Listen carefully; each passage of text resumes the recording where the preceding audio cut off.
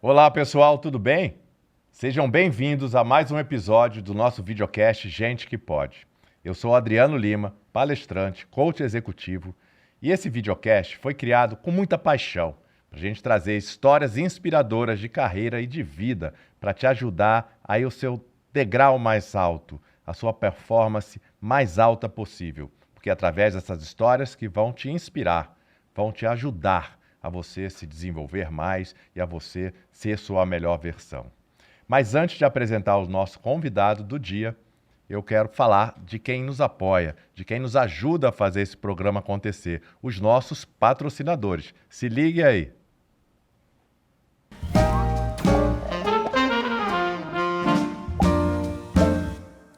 O iFood Benefícios é o Vale Alimentação e Refeição que carrega toda a tecnologia e inovação do iFood em um só cartão. Quer ver só?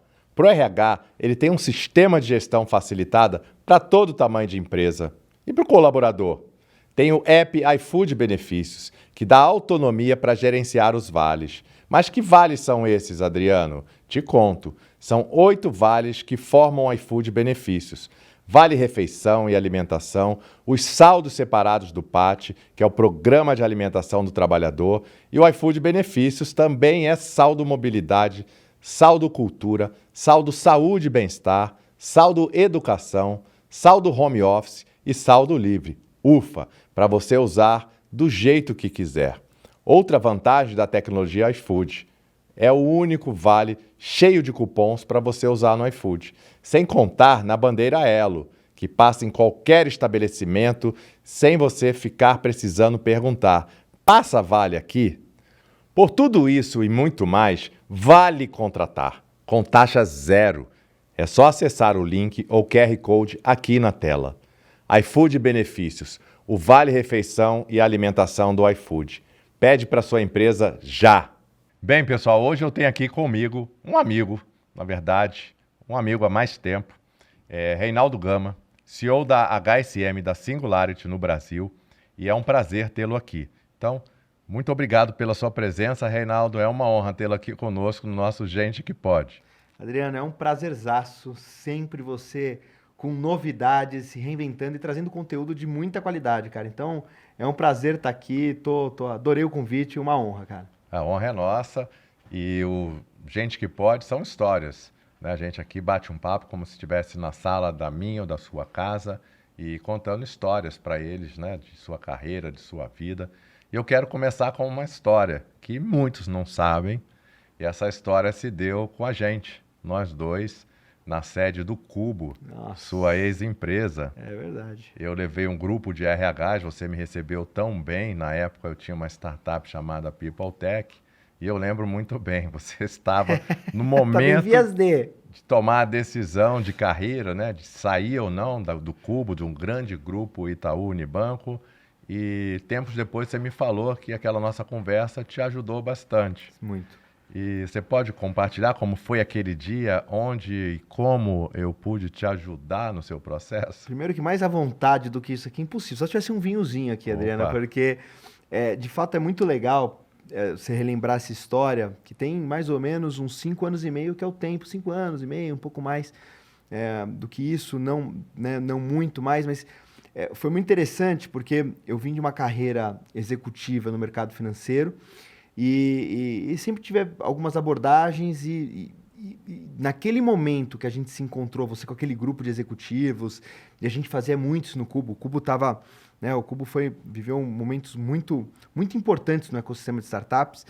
E foi legal porque a gente já se conhecia antes do próprio Itaú, né? A gente já se conhecia dessa época e reencontrá-lo num momento que eu tinha acabado de meio que receber uma proposta para justamente assumir a HSM e era uma proposta para trazer a Singularity para o Brasil.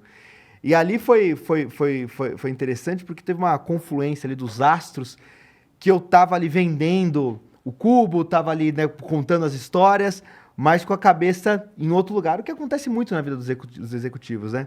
E eu lembro que você tava ali com o grupo e deu um intervalo, você me chamou num canto, falou, cara, você tá bem? Como é que tá? Você tá bombando, tá voando aqui e tal. Falei, Adriano, tô feliz da vida, mas tô passando exatamente por um momento que eu recebi uma proposta e que eu tô tô balançado, mas eu gosto muito do que eu faço. E foi muito legal a forma que você abordou e falou assim, cara, o que teu coração tá dizendo? E você sempre foi isso, né, Adriano? Você sempre pede para escutar o feel set, né? Usar o feel set, muita gente fala de mindset, e a gente gosta muito disso na HSM, na Singular, do feel set, isso. O que você tá sentindo? E eu falei, cara, eu tô sentindo que chegou a hora. Ele falou assim, então não tem dúvida, cara. Então você tá sofrendo à toa. Então foi muito importante. E eu não podia muito bem te falar ali, porque né, tava com o NDA assinado e tal. E aí, pouco tempo depois, quando saiu a notícia, você falou assim, então era isso que estava te afligindo. Eu falei, exatamente isso. E aí foi muito legal, porque a gente acabou fazendo algumas outras coisas juntos. Mas a importância, né, da gente dividir, de conversar com amigo, com gente que conhece do mercado. Então foi muito importante. Que bom, fico muito honrado e feliz, né? Porque continuo vendo a sua trajetória. Para vocês aí que não sabem, né? Eu estive diretor de recursos humanos do Itaú Unibanco e a minha equipe cuidava dos programas de trainee, de formação. E Reinaldo foi parte dessa construção. Era um cara lá formado, né? Como um dos high potentials, talentos. E hoje está aí, ó, na presidência, né? Como CEO da HSM e da Singularity. Muito bom. Você se formou em quê, Reinaldo? Eu sou administrador de empresas. Mas é muito interessante, porque eu me formei administrador, depois eu fui fazer muito enveredando para a área de finanças, mas eu convivi muito nessa época que eu era trainee do Itaú, muito com engenheiros. Então eu fui muito da parte de exatas. E eu tinha esse soft skill, mas eu sempre tive habilidade com números. Mas eu sou administrador, com pós em finanças, MBA, e eu fui indo para o mercado financeiro, mas sempre trazendo o lado de pessoas para perto também. É isso aí. Você sabe que eu sou formado em psicologia, mas quando a gente passa um bom tempo no Itaú, galera, a gente vira engenheiro, né? Porque se não souber fazer conta, não passa de 3 meses. Se não souber conversar ali com os politécnicos, né? A gente vem dessa época, eu tô falando que eu passei mais ou menos 15 anos no Itaú, então eu tô falando de 20 anos atrás, mais ou menos, que era um banco de engenheiros, né? Antes da fusão com o Unibanco, era o banco dos engenheiros e tinha muito essa veia, ainda tem, e de fato, finanças, os números ali estão muito presentes. Cara, você sabe que a gente aqui conta histórias inusitadas também, se você tiver alguma para contar. Eu agora me lembrei de uma. Quando eu fui fazer a minha primeira apresentação ao comitê executivo do Itaú Unibanco, foi um desastre. Porque eu não passei do primeiro slide, porque não tinha número, não tinha gráfico, era só frases.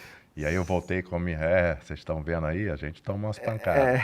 E eu voltei para a minha equipe e falei, gente, muda tudo. Eu não levo mais uma letra, é só número e gráfico. É muito pragmático, né? O banco, ainda à toa, né, que o sucesso, né, eu tenho muitos amigos ainda lá, tenho uma admiração muito grande, né? O Itaú foi parte da minha formação, não só profissional, mas pessoal, né? Eu era muito menino quando entrei como trainee e hoje eu vejo esse pragmatismo, mas o Itaú mudou bastante também, né? Ele veio, eu tenho muitos amigos que estão lá e na época que eu saí, há 5, 6 anos atrás, já vinha com essa história. Então, é um banco que ele vai se adequando, né? Ele não é rígido a esse ponto, tem o pragmatismo, tem o retorno, mas consegue navegar com essa resiliência tão única, né? O que essa experiência no mercado financeiro muito te ajuda e te ajudou aí nesse papel de CEO? É o pragmatismo, cara. Assim, eu acho que você focar na solução e não no problema, né? Acho que você discutir ali, bom, temos esse problema, e não ficar elucubrando, não ficar ali naquele sofrimento, o que precisa para fazer para resolver, de forma muito pragmática, olhando dados, né? Fatos e dados. Isso foi uma coisa muito importante, né? Fatos e dados ali, muito forte nisso. Então, esse pragmatismo me ajudou muito nas tomadas de decisão. E aí, obviamente, que tem coisas também de soft skills, né, que na HSM a gente nem gosta de chamar muito de soft skills, porque de soft não tem nada, né? Resiliência, empatia, colaboração. Pelo contrário. São essential skills, são as habilidades essenciais. Então, você mescla isso um pouquinho com o lado que eu tenho muito de humanas também, acaba ajudando muito nas decisões, na liderança de equipes e nas tomadas de decisão. Você à frente de uma empresa de educação é uma responsabilidade linda, né? Educação e saúde são assim, indústrias que eu admiro e respeito muito, né? Foi muito interessante. Assim, quando eu recebi, né, esse convite do Daniel Castanho, que é o chairman e um dos fundadores da Ânima, do Marcelo Bueno, que é um dos fundadores, recém-saído agora como CEO.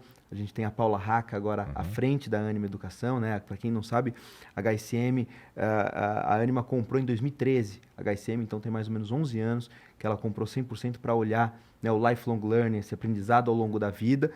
Então, a Paula Raca hoje à frente, mas na época eu recebi o convite do Daniel, do Marcelo Bueno, que era o CEO e um dos fundadores, do Maurício Escobar e do Guilherme Soares, que foi CEO da HSM por 6 anos.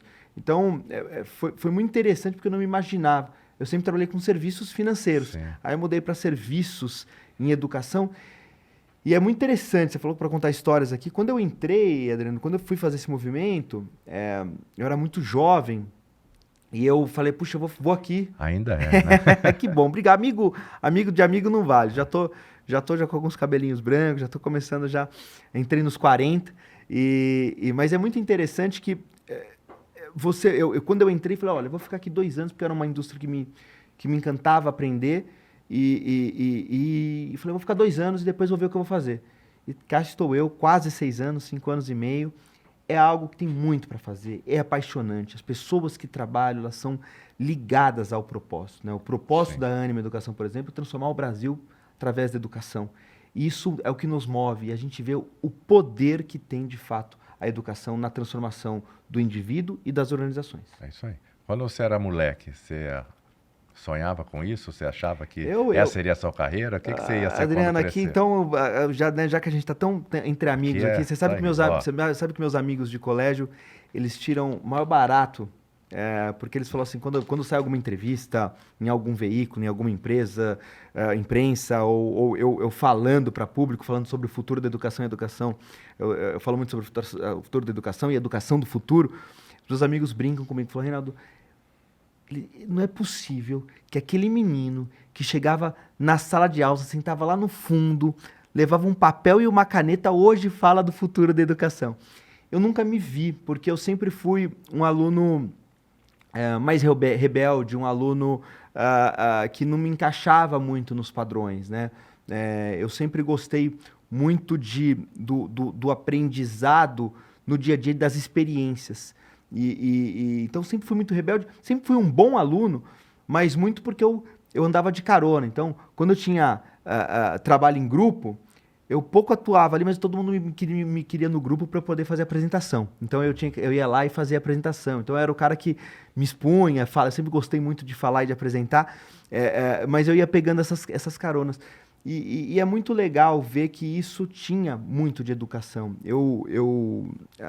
Quando eu estava mais ou menos com 17 anos, eu fui dar aula de alfabetização de adulto pelo método Paulo Freire. Então, eu já comecei a me envolver nas comunidades do Brasil, na comunidade do Jardim Colombo, ali no Morumbi. E aí eu acabei me enveredando para esse caminho, mas aquilo ficou adormecido. Então, hoje é muito interessante e como o bichinho da educação pica e como a gente vê o que tem para fazer, o tanto que tem para fazer. É uma responsa muito grande, né? Muito, cara, muito. Então, assim, a gente sabe que o tempo inteiro a gente está procurando se desenvolver, investir no nosso desenvolvimento. E aqui a gente está com um dos grandes especialistas, né, em educação, futuro da educação, educação do futuro. E essa educação do futuro, meu amigo, o que vem de novidade por aí? Vocês que viajam ao mundo, trazem os melhores especialistas. A educação hoje, Adriano, assim, não dá para a gente pasteurizar, né? A educação não tem um one size fits all, né? Uma única fórmula. Hoje, você vê, o que eu estou falando aqui pode ser que daqui a 6 meses não tenha o menor sentido. Claro. Porque o mundo está mudando muito rápido, está numa velocidade muito rápida. Então, a gente precisa entender o que é melhor para o Adriano. Como que o Adriano aprende mais? Qual que é a curadoria que o Adriano precisa? É mais vídeo? São aulas mais expositivas? Leitura? É o áudio? São os videocasts? Então, a educação do futuro, eu acredito muito que ela é uma educação personalizada. Essa curadoria, as instituições agindo como uma curadora. Então, se você pegar a HSM e a Singularity hoje, nada mais... Nós somos um curador. um curador para encontrar especialistas como você, que conhece da área de gestão de pessoas, de recursos humanos, que tem uma experiência incrível, que fala de liderança. Então, a gente vai buscar pessoas, porque a gente acredita muito no mundo do ineditismo que vivemos hoje. Hoje a gente está vivendo na era do ineditismo. E não tem especialista em coisa inédita, porque é inédito. Né? E a gente vê, né, que muitos gurus, a HSM era muito conhecida por trazer os gurus. Né?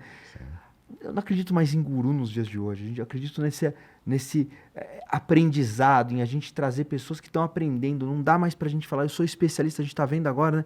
Quantos especialistas estão surgindo em AI de uma coisa que é tão nova e que a gente está aprendendo junto?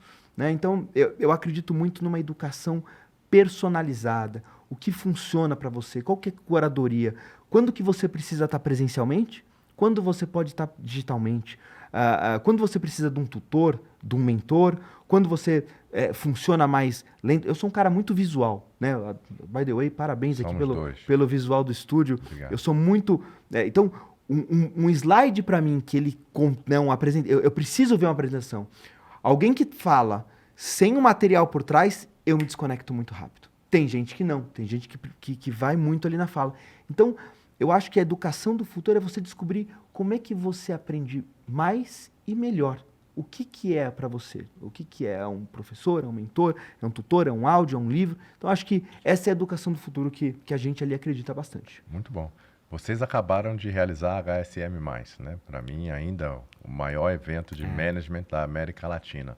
Como foi a experiência? Cara, como é organizar uma conferência desse tamanho? Fala aí dos números, porque para eles saberem. Muito... Primeiro, assim, a gente completou esse ano 24 anos, ano que vem 25 anos. Então, um quarto aí de século. 25 ano que vem. 25 ano que vem. A HSM completou esse ano 37 anos. Eu falo que nós não somos um unicórnio, mas nós somos uma fênix. Porque trabalhar de educação, uma educação... Você conhece a HSM há muito tempo, já teve muita interação, né? Já palestrou, já esteve com a gente nos eventos. Trabalhar educação há 37 anos, conteúdo de alta qualidade... tem que ser uma fênix, né? E a gente se reinventa o tempo inteiro. E o HSM+, que é o nosso maior evento, a gente recebe 5 mil pessoas por dia, em 2 dias de evento. São 100 horas de conteúdo, 200 palestrantes, 15 palcos e nomes incríveis. Esse ano, por exemplo, a gente teve o Scott Galloway, o Roman Krasnarek, a Philip Perry. Então, são nomes que a gente traz de fora, grandes expoentes, e a gente também traz muita gente interna, muita gente bacana. Você estava fazendo seu lançamento, infelizmente não pôde estar lá com a gente, mas é um lugar que a gente reúne 80% são lideranças, né? São pessoas que lideram equipes. A gente teve mais de 600 CEOs com a gente. Então, é um lugar muito rico. A gente faz ali, são 30 mil metros quadrados no Transamérica.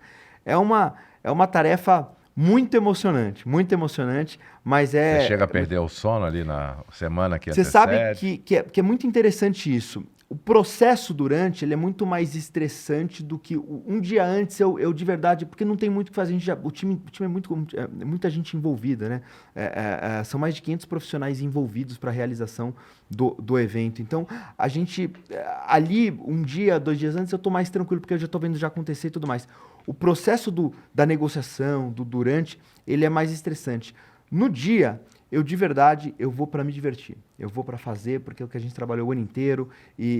Então, é um processo... E acontece de tudo. Acontece palestrante que não chega, às vezes você tem uma queda de energia, você tem... Então, são 5 mil pessoas por dia, né? Num evento que tem um valor muito grande. São 24 anos, ano que vem 25 anos. E aí, para contar uma novidade aqui para vocês... Aí, galera, a novidade. gente aqui, ó, spoiler, super spoiler aqui. A gente já fechou o nome do ano que vem. O ano que vem são 25 anos, então a gente vai revisitar alguns clássicos. E a gente teve um baita nome que veio em 2019, que foi... Ele tinha acabado de lançar o livro dele, chamado 21 Lições para o Século XXI. Ele é autor do Homo Sapiens e do Homo Deus, e o Val Harari. Ele acabou de lançar agora o Nexus, um livro que está bem incrível, e ele vem para falar um pouquinho para a gente disso. Parabéns. Eu sou fã da HSM. Para quem não sabe, eu, em 1989, comecei minha carreira como estagiário no Grupo Amil, e já contei essa história algumas vezes, né, Reinaldo? A Amil era grande apoiadora na época, né, da HSM, E eu, como estagiário de treinamento, de recrutamento, eu ajudava a colocar as cadeiras lá no auditório. E eu ficava lá no fundinho. E tive a oportunidade de ver Peter Drucker, Regis McKenna, Tom Peters, Stan Rapp, esses caras... Kotler, Ray Dalio. Sim, esses caras que realmente, né, grandes gurus, e me ajudou muito, é inesquecível. É muito legal, porque é muito interessante, porque todo mundo tem uma história com a HSM. Todo mundo que tem mais de 30 anos tem... Eu, por exemplo, a HSM fez parte na época que eu fazia faculdade, eu comprava a revista, porque a gente não tinha acesso... Não tinha acesso ao Peter Drucker, a YouTube, não tinha, né, essa enxurrada de informações. Eu gosto de uma frase do Seth Godin, que ele fala bastante que a gente não vive uma escassez de informação, a gente vive uma escassez de atenção. Né? O que falta é a gente estar atento, porque informação a gente tem bastante. Olha esse conteúdo maravilhoso que você está proporcionando com esses parceiros incríveis, com nomes incríveis aqui. Não tinha isso, que hoje você pode, no carro, você pode, em qualquer momento, se escutar, você vê. Então, é muito bacana. Mas antes não tinha. E eu comprava a revista, que na época era um valor bem alto, custava R$50. E eu comprava ali, ela saía mensal, e era onde eu via as entrevistas do Peter Drucker, do Kotler, do Jim Collins. Então, era onde eu consumia ali um conteúdo de altíssima qualidade. E todo mundo tem uma história muito interessante com o HSM e é muito gostoso escutar. É isso aí. Eu fiz essa transição de carreira, né? Saí da empresa executiva em março e me perguntam, né, como é sair da vida corporativa. E eu falo, eu não saí da vida corporativa, eu saí de um papel executivo, porque eu lido com empresas, lido com negócios, e agora eu sou empresário, né, eu equipe, faço tudo sozinho, mas eu tenho paixão pela vida corporativa, aprendi com a vida corporativa. E meu primeiro mês de carreira solo, eu adoro algumas pesquisas e eu tenho um relacionamento com mais de 200 CHROs no Brasil. Eu fiz uma primeira pesquisa em abril e perguntei para eles o que tira seu sono hoje. E disparadamente, em primeiro lugar, veio liderança. Não ter líderes preparados para os desafios atuais e futuros, 76,9%. Uau! Em segundo lugar, 46 ponto alguma coisa por cento, saúde mental. Eu tô nessa. Como é que você vê esses resultados, né, dessa visão que você tem aí da empresa sua que atende gestores aí pelo Brasil inteiro? É muito bacana esse trabalho que você faz, Adriano, porque de fato é importante a gente perguntar e a gente entender quais são os gaps, né? E a gente vê muito isso. Hoje você falou dois temas que são os mais demandados na parte de educação executiva na HSM, na Singularity, que é liderança e inteligência emocional, saúde mental. O que mais me preocupa hoje é a inteligência emocional, porque eu acho que sem a inteligência emocional, sem a saúde mental, você não tem liderança. Então, você acaba tendo líderes fracos, você acaba tendo líderes... Né? Então, hoje o que mais me preocupa é isso. Eu acho que a gente está numa sociedade que está muito doente. Né? Muita pressão, a ansiedade está por aí, de novo. A Amy Webb, que é uma futurista, ela fala né, ela faz várias previsões e tudo mais. E o próprio Scott Galloway, que esteve esse ano aqui, ele fala que a gente está né, eles falam que a gente está vivendo uma geração que é a geração de transição. Não tem mais geração X, Y, Millennium, Z. Na verdade, todo mundo está na mesma geração que a geração T. Porque se você pegar o executivo mais experiente, que tem 60 anos, que tem 40 anos de vida executiva, ele está preocupado com a IA também, assim como um jovem que está na faculdade, que acabou de entrar, tem 18 anos. São preocupações diferentes, mas a aflição em relação ao tema do desconhecido, ela é igual. Do mais experiente ao mais novo, uns estão mais preocupados, putz, será que eu vou ter emprego e tudo mais? O outro está preocupado com o negócio, o quanto isso vai impactar o seu negócio, o quanto que vai impactar... Mas a preocupação com aquilo do desconhecido, ela é igual. Então, se a gente não está preparado para discutir isso, para entender que segurar essa ansiedade, ter essa discussão, segurar esse FOMO, esse Fear of Missing Out, esses dias... Isso tem uma expressão muito legal, que é o FOMO, ele é muito conhecido, né? Esse fear of, esse medo de estar perdendo algo. Eu escutei que agora estão falando muito no FOBO, que é o Fear of Being Obsolete. O medo de estar ficando para trás, de você estar vendo essa evolução. Então, a saúde mental tem que estar muito em dia. Para você conseguir ter racionalidade, ter ali tranquilidade para tomar suas decisões, para entender. Eu tinha um líder, um gestor na época do mercado financeiro muito incrível, que ele falava para mim assim: quem não tem histórico fica histérico. E é isso. Se a gente não tem essa tranquilidade para olhar o que aconteceu, para olhar que isso é mais uma tecnologia que está vindo, que a gente já passou por tantas outras coisas e não ficar histérico, é muito importante. Então, acho que a saúde mental, a inteligência emocional, hoje é um dos itens que mais me preocupa e, de novo, é o que é mais requisitado hoje, tanto na HSM quanto na Singularity. Boa. E eu meio que assumi esse propósito de ajudar a transformar gestores em líderes inspiradores. Tenho feito bastante palestra aí sobre liderança, sobre esses estudos e na prática, né, que a gente aprendeu, Sim, né? sim.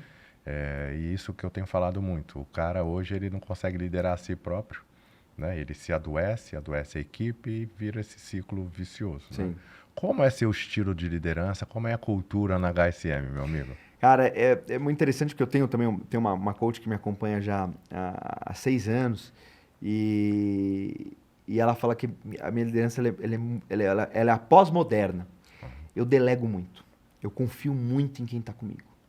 Não é à toa que eu consigo hoje estar aqui gravando muito tranquilo. Não é à toa você me perguntou, né? Putz, você fica sem dormir. A gente teve um momento com um grande CEO que ia fazer uma apresentação lá na HSM+, e ele falou assim, e a gente ia fazer um momento no palco muito, muito importante, que ele falou: cara, você não está preocupado? Eu falei assim: cara, não estou nem um pouco, porque eu acredito muito, então, acredito muito nas minhas lideranças, eu acredito muito quem está comigo, eu acredito muito no time. Então, a minha liderança ela é muito de delegação e de muita conversa, muita colaboração. Eu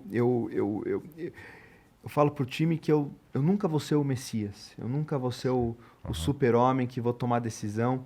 Eu compro o risco juntos, eu vou ali, então, às vezes eu tenho gente no time que eu falo: será que esse gerente que você tem aí é o melhor? A pessoa fala: eu falo assim: então, se para você, porque é sobre ele que você está falando, então, a minha gestão ela é muito delegada, muito compartilhada. É muito do diálogo. Eu gosto muito de conversar, eu gosto muito de colocar o que a gente está sentindo e de escutar um pouco do que está sentindo. E no moedor de carne do dia a dia, isso é muito importante. Às vezes é mais importante do que a gente, né, discutir. Já dizia Drucker, né? Cultura come a estratégia no café da manhã. Então, essa cultura de colaboração, de conversão, é algo que eu gosto bastante. Tá. E como é que você vê esse ponto que a gente tem falado muito hoje? É um ponto que eu falo, você me conhece minhas histórias, e eu tenho batido muito isso na tecla, né? A minha definição de liderança, tem a definição de cultura também, e agora eu estou patenteando tudo, direitos autorais sobre minhas...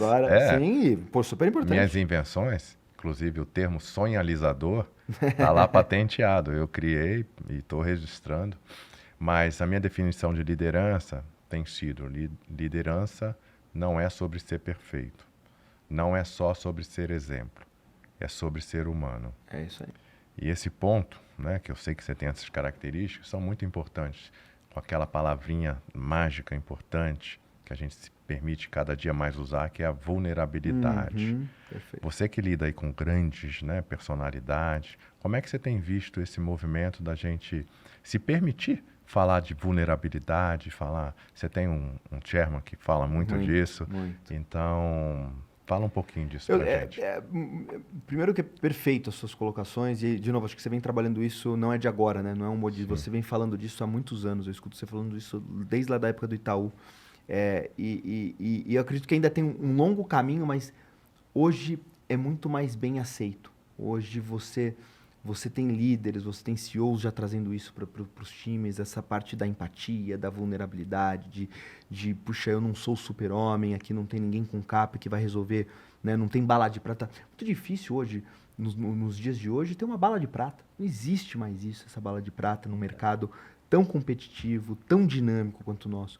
Então, eu vejo que hoje isso é muito mais fácil de vocês falar sobre isso, tem um caminho muito longo, mas tá muito mais natural, as pessoas já entenderam. E eu acho que quem ajudou muito isso foi a própria, né, com o horror que foi, as dificuldades, a pandemia trouxe um pouco disso. Né? Ela trouxe A gente viveu momentos onde a gente conseguia, trouxe essa vulnerabilidade porque todo mundo teve que se botar vulnerável num momento que ninguém sabia o que fazer. Eu assumi em junho de 2019 a HSM e 8 meses depois, 9 meses depois, eu tive que lidar com uma situação que eu tive que chamar toda... Eu tinha 6, 7 meses ali de organização e tive que falar, gente, eu não sei o que fazer. Realmente eu não tenho a mínima ideia. Eu estou sentado nessa cadeira há pouco tempo, eu estou liderando uma empresa de educação há pouco tempo e com uma situação totalmente diversa. Eu não sei o que fazer. Eu não vim ali, não, gente, calma lá, é para cá, é para cá, é para cá. Muito pelo contrário. Então, eu acho que isso está sendo, hoje é muito mais aceito, é muito mais, eu vejo grandes líderes conversando sobre isso e a própria HSM+, ela mudou isso, né? Recentemente saiu uma matéria num grande veículo aí falando HSM do reino da Gurilândia, a escola da vida inteira. Porque é um pouco disso. A gente está trazendo, então, a gente trouxe, por exemplo, o Roman Krznaric é um filósofo. Ele fala dele, fundador da School of Life. A gente trouxe para abrir a HSM+, a Denise Fraga, para falar de presença, para falar do que a gente está falando de conexão. Na sequência veio Scott Galloway para falar de tecnologia. Então a gente trazia um tema ali, a gente trouxe o ano passado a Ana Lambeck para falar de dopamina, da autora do Nação Dopamina. Então é muito interessante, eu acho que está muito mais aberto e os líderes estão buscando isso. Bacana. Eu vi a abertura com a Denise Fraga e vi alguns trechos, alguns cortes, foi muito legal. Foi muito legal. Ela é sensacional. Bom, pessoal, a gente está chegando aqui perto do fim, mas eu tenho uma última pergunta para ele antes da gente entrar no nosso ping-pong. Reinaldo, inteligência artificial. Tem sido bastante perguntado sobre isso também. E eu tenho falado, a inteligência artificial não vai roubar o seu emprego. Não. Quem vai roubar o seu emprego é quem está usando a inteligência artificial melhor do que você. Perfeito. Como é que vocês têm assessorado aí as empresas e pessoas com esse tema que tem sido... muito, eu acredito piamente nisso, e a gente tem visto isso também. A gente está na era do ou, do e, não do ou. Uhum. Né? Então, a gente tem que falar de inteligência artificial e inteligência ancestral. A gente tem que falar de exponencialidade e de regeneração. Então, trazer essas temáticas no E. Então, obviamente que você trazer elementos de humanização para o dia a dia, utilizando a AI como ferramenta, são muito importantes. Então, é o E. Artificial e ancestral. É esse cuidado, é esse olhar. Você pode usar para aparar as rebarbas, para melhorar um texto, para melhorar uma proposta, mas vai ter sempre o teu olhar, a tua humanização, o teu... recentemente uma pessoa falou para mim, puxa, Reinaldo, um comercial falou para mim, botaram todas as minhas propostas ali, as últimas 30 propostas que eu fiz e botou, a inteligência artificial tá botando ali e criando propostas uma atrás da outra de uma maneira muito rápida. Eu falei, que ótimo. Mas se você estiver preocupado com isso, como um vendedor que não conhece seu cliente, não tem o tato, a inteligência artificial não pode tomar um café. A inteligência artificial não pode levar para um almoço, não pode tomar um vinho e falar da vida pessoal e entrar nessa conexão. Então, o transacional, eu acho que vai muito bem. Eu acho que a gente tem que usar a inteligência artificial para o transacional. Agora, o relacional, essas conexões humanas, então, deixa ela fazer o transacional. Deixa ela fazer esse ping-pong, essa questão aqui, e vamos utilizar o relacional para o cafezinho, para conversar, para conhecer outro. Então, eu acredito muito nisso, no E. Artificial e ancestral juntas, trabalhando nisso de uma forma muito eficiente no mundo de hoje. Eu tenho falado muito da inteligência artificial e a inteligência emocional caminhando juntos. É isso aí. E eu fiz outro dia uma palestra grande aí para uma turma de RH lá em Criciúma e o tema era esse.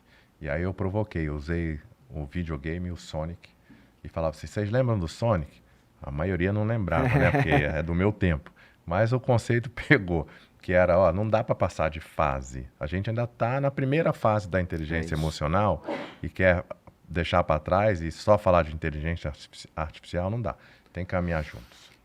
E você falou um ponto que eu acredito muito. Recentemente eu até escrevi um artigo falando um pouco disso, né? Ela é uma ferramenta, né? E a gente vai... Quem souber trabalhar melhor com ela... Eu lembro que na minha época, quando eu fui prestar o trainee lá no Itaú, você colocava no currículo Excel avançado. Ou Word intermediário, Excel. Você botava lá o que você... Então, quando eu tinha o pacote... Você tem o pacote Office intermediário, avançado, você tinha muitos treinamentos disso. Eu acho que a gente vai chegar no momento que é qual o teu nível de proficiência na inteligência artificial? Você tem inteligência artificial avançada, intermediária? Generativa.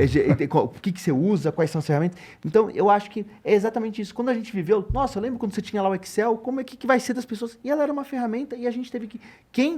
Eu trabalhava muito com Excel, com SAS, com as ferramentas. Quem sabia programar, quem sabia fazer as macros e tudo mais, né? Quem já tinha mais proficiência nessas ferramentas, mais conseguia galgar as posições e ia crescendo. Eu acho que a inteligência artificial vai ser a mesma coisa. A gente vai lá no LinkedIn, vai ter o teu nível de proficiência na inteligência artificial, nos currículos e tudo mais, e aí a gente vai evoluindo como uma ferramenta. Muito bom, o papo tá fantástico. E você aí que tá curtindo, dá um like aí.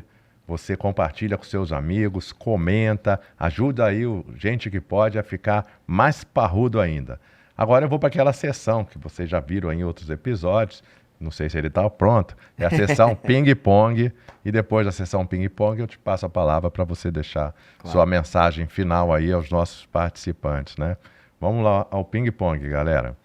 Uma música que define sua jornada até aqui. Alguma? Eu prefiro ser uma metamorfose ambulante. É uma metamorfose... porque, de fato, eu mudei muito. Eu fui do varejo, trabalhei no atacado, trabalhei na tecnologia, agora estou em educação. Eu acho que essa resiliência, essa metamorfose ambulante, acho que define bastante. Concordo. Um filme que você sempre recomendou, ou te marcou, ou que você mais gostou? Um filme, vou pegar... Aqui, galera, a gente pega de surpresa. Pega de surpresa mesmo. Eu não parei, porque são tantos... Hoje em dia é tão difícil você falar... de um filme, mas eu vou pegar um que me marcou bastante e que ficou marcado muito para mim, que é o Vanilla Sky, que é um filme que tem o Tom Cruise, que ele fala de um cara que estava no ápice, ele passa por é um filme meio de ficção científica e ele fala muito dessa coisa de reinvenção, então eu gosto bastante, mais science fiction. Se você tivesse um mantra, qual seria essa sua frase? Um mantra... Eu vou pegar esse que para mim tá muito, tá me pegando bastante, que eu já falei aqui. Quem não tem histórico, fica histérico. Um lugar onde te traz paz, você se sente em paz. Minha casa. Sua casa. Minha casa. Eu tenho um quadro do Enos Carradine que chama O Descanso do Equilibrista. E ela fica na porta de entrada da minha casa. E toda vez que eu chego, eu olho para ele está equilibrando, é uma obra meio surrealista, ele está equilibrando. Minha casa é meu templo. Muito bom. Um sabor que lembra a sua infância? Um sabor que lembra a minha infância? O pão doce da minha mãe. Esse daí eu lembro, o cafezinho, tão bom. A preocupação era só chegar lá e ver quantos eu conseguia comer, porque eu tinham duas preocupações. Uma, eu tinha preocupação com engordar, tudo mais, e a outra era só saber o que estudar, era muito bom. Um livro que você citou alguns livros aí, mas um livro que também te marcou. Um livro que me marcou. Que você gostaria de recomendar? Eu vou pegar o livro recentemente que é de quem a gente trouxe, do Roman Krznaric, que é Como Ser um Bom Ancestral. Ele fala de ancestralidade, ele fala muito de legado, da importância de deixar legado, né? Porque daqui 100 anos seremos ancestrais para alguém. Então, ele fala muito disso e a gente trouxe ele. Vale muito a pena, um livro que marcou, a gente trouxe, ele autografou agora recentemente e eu gostei bastante. Como Ser um Bom Ancestral. Boa, vou te perguntar de legado daqui a pouco. Algum talento escondido que poucos conhecem? Putz, eu tenho. Qual? Drinks. Eu sou bom de fazer drink, cara. Eu amo coquetelaria. Hoje a gente tava até comentando que hoje vou jantar com um amigo em comum nosso e a gente vai num bar de drinks ali. E eu amo coquetelaria. Tem um bar em casa que meus amigos vão lá e eu gosto de fazer meus coquetéis, minhas alquimias. Bom, não sabia aí, tá vendo, galera? Ó, e olha que a gente conhece, a gente já conhece bastante. É isso aí. Eu vou fazer um parênteses agora. Eu estava em Belém do Pará semana passada. Tá bom. E conheci a casa de Saulo. Viramos amigos. Sim. Já foi a Belém? Mas Belém é um lugar que eu falo que o brasileiro, a gente tem que conhecer mais, né? Tem muito lugar do Brasil que a gente precisa ir mais, né, Sim. Adriano? Assim, precisa conhecer, não precisa ir mais, mas precisa conhecer, né? E aí Saulo conheceu eu, Thaís, nos chamou para um evento lá com ele, com outros chefes, e tinha um cara que eu esqueci o nome, um cara fera em drinks com toque amazônico. Aí é Nossa, maravilhoso. Aí foi botou muito legal. tucupi, deve ter botado tucupi, deve ter botado um monte de coisa ali Aquelas diferente. plantas, depois eu vejo o nome dele e te Vê, passo. me Muito fala. legal. Inclusive ele estava indo para a ONU, para a COP. Bem Bacana. legal, cara. Um prato que você adora comer ou cozinhar? Um prato que eu adoro comer, putz, olha, sabe que eu gosto muito de PF, cara? Eu adoro um arroz, Aham. feijão, um bife acebolado, uma farofinha, um ovo frito. Pra mim não tem, óbvio que eu adoro uma pasta italiana, adoro um japonês, Sim. mas pra mim é aquele comfort food, um bom PF. Também. Minha sogra cozinha muito bem. Quando a gente viaja, eu já falo pra Thaís, amor, vê aí, vê lá com a tua mãe, faltando 3 dias, pra ela fazer aquele feijão com Você sabe arroz. que como eu viajo bastante esse ano, eu tava olhando, esse ano eu fiz mais de 140 mil quilômetros em voo. Foram quase 70 voos. E toda vez que eu volto, eu almoço, eu tenho o costume de almoçar cada 15, 20 dias na casa da minha mãe. E toda vez eu falo, quando eu tô voltando, pra ela fazer aquele arrozinho, feijão, aquela farofinha. Matador. Mas não tem igual. Qual a estação do ano que mais te inspira, te alegra? Ah, o verão, né? Verão, O verão é maravilhoso, eu adoro verão. Eu adoro calor, eu gosto, eu Também. gosto. Algum cheiro que te traz boas lembranças? Um cheiro. O cheiro o cheiro da minha mãe. O cheiro da minha mãe. Que só mãe tem, né? Cada mãe vem com de fábrica, né? Um cheirinho ali, Só personalizado. nossa. Não tem. Que é um cheiro meio. É um cheiro meio de. Minha mãe cozinha também muito bem. E é um cheiro né, de banho tomado com a cozinha, às vezes eu senti um pouquinho de cheiro de alho na mão dela. Então é um cheiro, é um mix, é um blend interessante. Boa, estamos acabando. Uma atividade que sempre melhora o seu dia. Uma atividade escutar música. Escutar música, a hora que eu consigo parar, eu tava vindo para cá, tinha feito alguns calls, tinha saído do almoço. E aí antes de vir para cá, eu boto uma música, boto no ouvido ali, dou uma respirada. Música faz sempre muito bem pro meu dia. Boa, garoto. E uma pessoa que fez ou faz toda a diferença na sua vida? Uma pessoa que minha esposa faz muita diferença na minha vida. Eu falei do lar, né? Mas ela faz muita diferença na minha vida. De novo, é quando a gente volta para casa, é quando a gente recarrega as energias, é quando a gente tem aquele conforto que é onde, né, a gente falou muito de inteligência emocional, né? Que eu acho que é onde a gente consegue blindar e a gente consegue ter esse respiro, né? Esse respiro para poder enfrentar os desafios do dia a dia. Bacana. Tá vendo, galera? Eu gosto muito dessa sessão ping-pong aqui porque ela humaniza, né? A gente fala de cheiro, de mãe, de pão doce, de feijão com arroz. E é isso, a gente tem um CEO de uma empresa que é como a gente, né? Somos todos normais, todos temos nossas forças, nossas vulnerabilidades. E é isso, fico muito feliz aí com a sua Obrigado, abertura. E você aí, ó, senta o dedo aí no like, compartilha, nos ajude aí a fazer o canal crescer, principalmente se você curtiu esse nosso entrevistado aí maravilhoso de hoje. Reinaldo, e falando de legado, né, qual o legado aí que você quer deixar para o mundo? Qual o legado que você aí, como, né, para os seus, como é que se fala aí, os ancestrais, Os ancestrais. né, aí você quer deixar aí? É muito interessante quando a gente fala, e esse livro me fez refletir bastante sobre isso, né? O que é legado, o que a gente quer deixar. E é muito pelo que eu quero ser lembrado, né? E eu quero ser lembrado por essas questões que vão de valores, de ética, de cultura, né? Puxa, o Reinaldo era um líder inspirador, o Reinaldo não só um líder inspirador, mas era um amigo, era um filho, era um tio, era um irmão.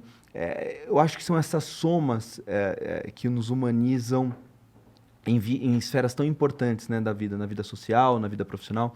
Então, o legado que eu gostaria de deixar é muito em relação a isso, é você trabalhar e construir para o próximo e você ter algo relevante de forma muito ética, com valores e que transforme, né? E que te tirem desse ambiente, desse lugar comum de reinvenção, né? Eu acho que a resiliência, mostrar que a resiliência e não ser uma pessoa de certezas. Eu quero criar muito isso para as pessoas.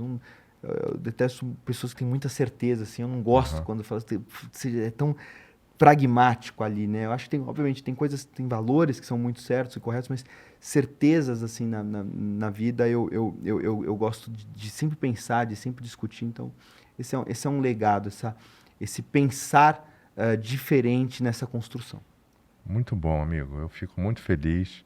Estou aqui, né, viajando, te ouvindo, te vendo, viajando no tempo e vendo assim seu amadurecimento, seu crescimento. Fico muito feliz. Sou grato a Reinaldo, um cara generoso, que em alguns momentos me estendeu a mão para me dar oportunidades também na empresa que ele lidera.